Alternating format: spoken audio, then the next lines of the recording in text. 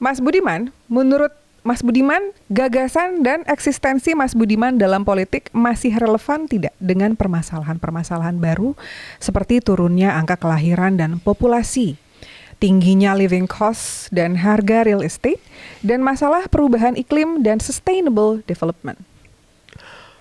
Bagus banget pertanyaannya. Kalau itu dari pertanyaan dari generasi Z, Yes. berarti dari generasi Z pertanyaannya kan? Ya. Wah, saya jadi tambah optimis.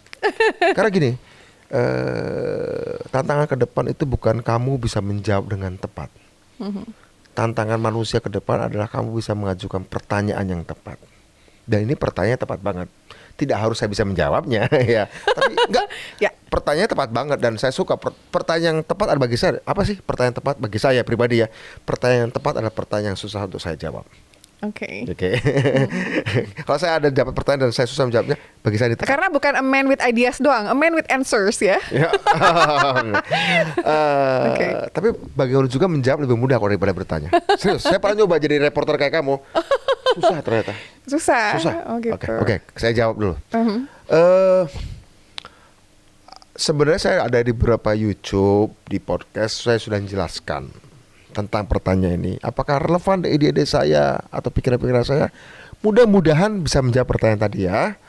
Saya punya beberapa rumusan tentang itu, tentang living cost, apalagi tentang climate change ya. Yang saya ingat tadi ya, 2 ya. Tentang living cost. Kita akan menghadapi sebuah era yang sama sekali baru, di mana orang sejahtera itu tidak sama dengan orang bekerja. Orang sekarang mengatakan untuk sejahtera harus bekerja, membuka lapangan kerja. Mungkin 10 tahun, 20 tahun ke depan, bukan cuma 10 tahun, 20 tahun ke depan, mulai tahun ini, tahun depan, berbahagia dan sejahtera mungkin tidak harus dengan bekerja. Ya kan? Saya ingat kata-kata Jack Ma, kalau kamu kasih uang dan kasih pisang ke hadapan monyet, monyet akan ambil pisangnya karena dia tidak tahu uang itu bisa menghasilkan banyak kesejahteraan. Nah, kalau kamu kasih kepada banyak orang antara pekerjaan dengan bisnis, orang masih memilih kerja ketimbang bisnis karena mereka tidak tahu bahwa bisnis lebih baik lebih baik menghasilkan uang daripada sekedar bekerja.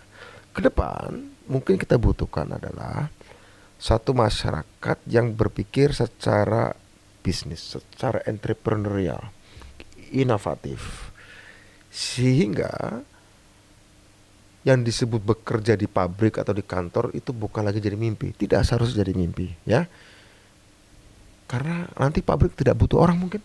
Mereka akan pakai robot ya. Sementara anak muda terus lahir yang butuh kesejahteraan. Oke, kalau gitu kerja tidak menjanjikan kesejahteraan, tapi ada orang yang butuh kesejahteraan. Selama ini yang generasi muda untuk sejahtera harus lewat kerja. Nah, kalau ini udah nggak bisa, apa harus dilakukan oleh ini? Ya kan? Ya harus diciptakan sebuah sistem yang memungkinkan orang-orang ini meskipun tidak bekerja mendapatkan benefit dan keuntungan. Saya punya gagasan, ini diskusi dengan beberapa teman saya lama, Indonesia harus satu saat menciptakan sistem namanya Universal Basic Income. Di mana negara harus menggaji warganya. Loh, uang dari mana? Bisa macam-macam, bisa dari pajak terhadap perusahaan-perusahaan yang cepat mendapatkan keuntungan karena melakukan digitalisasi dan robotisasi dengan memecat buruhnya. Nah, kenakan aja pajak pada perusahaan-perusahaan melakukan digitalisasi dan robotisasi yang tidak lagi butuh buruh. Pajak itu besar, kemudian dipakailah ini untuk membiayai kehidupan masyarakat setiap bulan secara rutin. Satu itu. Itu untuk living cost. Living cost. Nanti ini kita taruh dalam konteks yang lebih besar lagi. Ada 8 hak asasi manusia yang harus diperjuangkan di era ke depan. Hak atas ruang, hak atas sumber daya alam, hak atas infrastruktur, hak atas dana. Yang tadi saya sebutkan itu hak atas dana untuk individu. Kalau hak atas dana untuk kolektif sudah saya perjuangkan di undang-undang desa, dana desa untuk kolektif. Tapi untuk individu yang saya sebutkan barusan tadi contohnya, hak atas data, hak atas pengetahuan, hak atas komunitas, hak atas organisasi, dan hak atas kekuasaan. Itu semuanya 8 hak asasi. Ada 6 hal yang kemarin saya sempat sampaikan dalam sebuah konferensi pers. Ke depan, persoalan-persoalan yang ditanyakan tadi harus dijawab oleh hilirisasi, digitalisasi, dekarbonisasi, konektivitas, pendidikan sumber daya manusia, dan optimalisasi dana desa. Ini penting untuk menjawab persoalan-persoalan yang tadi. Jadi kalau ada, apakah itu saya pikirkan? Ya, selama ini sudah saya pikirkan. 4 tahun ini sudah saya pikirkan. Itu saya sudah rumuskan juga beberapa hal yang sudah saya sampaikan juga di partai. Tapi tidak ditanggapi. Bukan tidak, ya kurang optimal ya. Kurang optimal karena ya sekali lagi masih agraris tadi tuh. Masih. Padahal partai wong cilik loh, Mas. Ya, agraris juga pro wong cilik, tapi pro wong ciliknya tidak ada bantahan.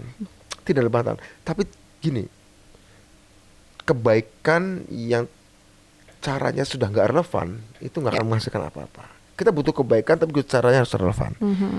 Kita ingin keadilan sosial tapi kita caranya adalah dengan cara menteknologikan keadilan sosial, mengatasi soal-soal karena isu keadilan sosial di zaman kerajaan berbeda dengan isu keadilan sosial di zaman kolonial, berbeda dengan isu keadilan sosial di zaman republik kita baru berdiri. Orang harus punya tanah, undang-undang pokok agraria. Keadilan sosial di zaman ke depan mulai hari ini, keadilan atas ruang, sumber daya alam, dana, data, organisasi, pengetahuan dan kekuasaan. Itu atas data juga. Keadilan sosial atas data itu penting. 30 tahun lalu orang nggak berpikir apa sih data. 10 tahun lalu orang nggak berpikir apa sih data. Problem terbesarnya apa? Anggaran yang tidak masuk? Problem terbesar. Sistemnya? Menurut saya memang mindset ya, cara berpikir kita. Malah mindsetnya? Oh iya. Bukan korupsi? Korupsi adalah bagian, ya itu korupsi adalah bagian dari cara mindset. berpikir yang tidak tertib, tidak bisa membedakan antara wilayah ini punya uangnya orang banyak, uangnya milik publik dengan uangnya milik saya. Kemudian dianggap ya saya ambil aja, itu kan mindsetnya.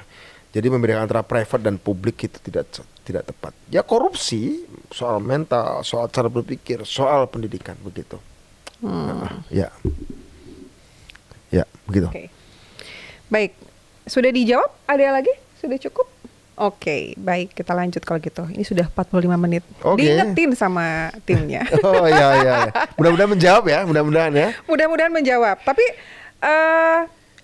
mau ada yang ditambah mungkin soal harga real estate atau masalah perubahan iklim? Ya perubahan iklim tadi tuh. Udah ya, oke. Ada dekarbonisasi. Kelahiran dan populasi. Soal depopulasi.